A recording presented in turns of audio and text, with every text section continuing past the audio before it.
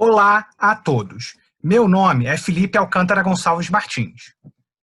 Trabalho no Departamento de Radiologia do Hospital Universitário Clementino Fraga Filho, que pertence à Universidade Federal do Rio de Janeiro. Bem-vindos mais uma vez ao portal da Academia de Educação Radiológica Online. Neste mês, separamos 6 artigos interessantes da área de radiologia cardiotorácica. Antes de dar início às atualizações, gostaria de agradecer aos editores sêniores por sua contribuição, a coordenação realizada no Brasil pela doutora Daniela Parente, a coordenação cardiotorácica pela doutora Miriam Mena Barreto e o apoio na tradução da Júlia Werneck. Neste primeiro artigo, foi avaliado o uso de técnicas quantitativas na TC de tórax para análise do DPOC e da doença pulmonar intersticial. Pesquisadores revisaram o atual cenário da avaliação qualitativa e quantitativa dessas doenças. Pela avaliação qualitativa, avaliamos as áreas doentes e a sua extensão por um método subjetivo visual.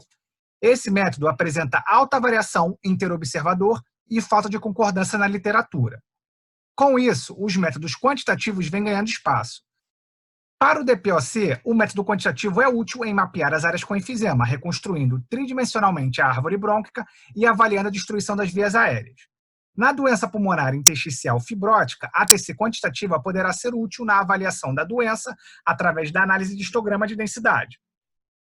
Os autores concluíram que a TC quantitativa, em conjunto com a avaliação qualitativa, possui importante papel na avaliação do DPOC e na progressão da doença pulmonar intersticial, sendo que as principais limitações são a necessidade de baixa dose em follow-ups, padronização dos tomógrafos e softwares na prática, dificuldade do paciente na inspiração e a espessura do subcutâneo.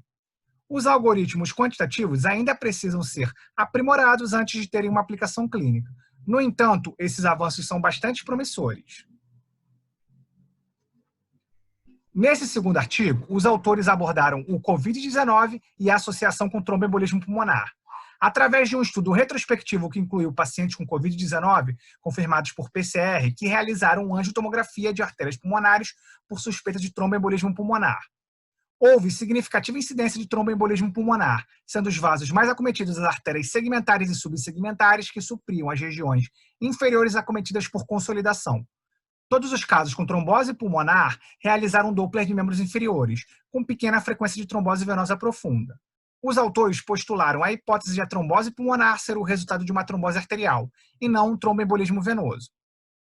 Neste terceiro artigo, também foi abordado o novo coronavírus com relação aos relatórios de laudos de tomografia em casos suspeitos de Covid-19, tanto o consenso do RSNA quanto o CORRADS, através de um estudo retrospectivo envolvendo a análise de tomografias de tórax de pacientes com suspeita de Covid-19, os quais realizaram PCR após o exame.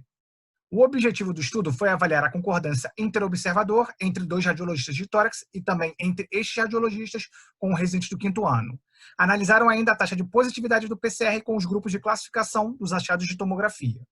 Resultado: houve significativa concordância entre o par de radiologistas torácicos e moderada entre os radiologistas torácicos e o residente do 5º ano, evidenciados pelo coeficiente kappa. Já neste artigo da radiologia cardiovascular sobre a viabilidade da ressonância magnética fluxo 4D durante exercício físico em pacientes saudáveis, os autores avaliaram a eficácia da ressonância de fluxo 4D durante exercício físico em pacientes saudáveis com modelo de escada adaptado à ressonância em decúbito dorsal. O débito cardíaco aumentou durante o exercício, assim como a energia cinética do ventrículo direito. Já o volume sistólico e a energia cinética do ventrículo esquerdo não aumentaram. Como conclusão, a ressonância de fluxo 4D apresenta limitação para análise da energia cinética do ventrículo esquerdo e baixa concordância inter e intraobservador. Existe um potencial benefício para a avaliação das doenças das câmaras direitas do coração.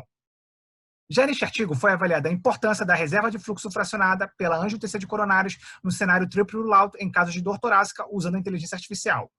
Foi um estudo retrospectivo que analisou dados de angiotensina triplo Laut de pacientes na emergência. Avaliou-se a concordância da reserva de fluxo fracionada menor do que 0,80 com estenoses coronarianas de 50% ou mais na angiotensina. Conclusão: a reserva de fluxo fracionada menor do que 0,80 apresentou melhores resultados para predizer a probabilidade de intervenção coronariana e eventos cardiovasculares adversos em comparação com o grau de estenose na angiotensina. Houve alta concordância da reserva de fluxo fracionada com estenoses maiores do que 50% na angiotensina triplo Laut. Já neste artigo, foi avaliada a segmentação dos números verdadeiros e falsos na TC de pacientes com dissecção aórtica tipo B, utilizando a inteligência artificial. Pesquisadores analisaram retrospectivamente angiotomografias de 45 pacientes, dividindo-os em grupo de treinamento, validação e teste. Utilizando uma rede neural complexa baseada em 5 passos, que foram localizar a aorta, indicar o seu eixo central, reformatar a MPR e aferir o diâmetro máximo da aorta, além de medir as áreas seccionais do verdadeiro e falso lúmen, retornando ao plano axial. Os pesquisadores obtiveram alta concordância entre os grupos de validação e teste. Limitações foram necessidade de alimentação da rede por um radiologista cardiotorácico experiente com um grande número de fenótipos de dissecção e variação entre os modelos de tomografia com heterogeneidade dos biotipos humanos. Muito obrigado por nos acompanhar. Para mais detalhes, acesse o nosso blog, onde poderá encontrar informações sobre as publicações originais. Sinta-se à vontade para compartilhar conosco suas dúvidas e perguntas sobre imagem cardiotorácica. Nos vemos no próximo mês.